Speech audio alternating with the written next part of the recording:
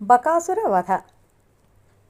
ఏకచక్ర నగరంలో పాండవులు కుంతీదేవితో ఒక బ్రాహ్మణ కుటుంబంలో ఉండగా, కుంతీదేవికి బ్రాహ్మణుని ఇంటిలో నుంచి ఆక్రందనలు వినిపించాయి. అప్పుడు కుంతీదేవి ఏమిటది అని ఆరా తీయగా వారు ఇలా బదులిచ్చారు: ఈ నగరంలో బకుడు అనే రాక్షసుడు ఉన్నాడు.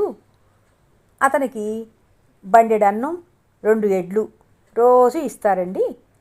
ఆ బండి తోలుకుని వెళ్ళిన మనిషిని కూడా ఆ రాక్షసుడు తినేస్తాడు. నగరంలో ప్రతి గృహస్థుడు ఇలానే చేయాలి. అయితే ఈ వంతు ఏడాదికి ఒకసారి వస్తుంది. ఎవరైనా తప్పించుకోవడానికి చూస్తే వారి కుటుంబం మొత్తాన్ని ఆ రాక్షసుడు తినేస్తాడు. ఈరోజు మా వంతు వచ్చింది అని చెప్తారు.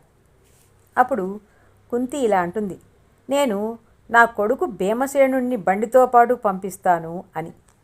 భీముడు అలానే రాక్షసునికి భోజనం తీసుకుని బకాసుని వనానికి వెళ్ళాడు.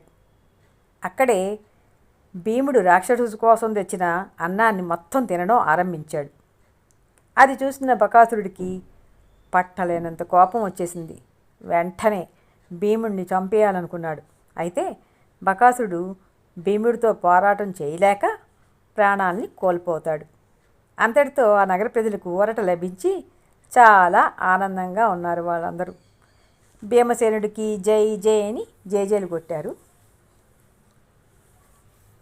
ఈ వీడియో మీకు నచ్చినట్లయితే నా ఛానల్ సబ్స్క్రైబ్ చేసుకోండి, లైక్ చేయండి, షేర్ చేయండి.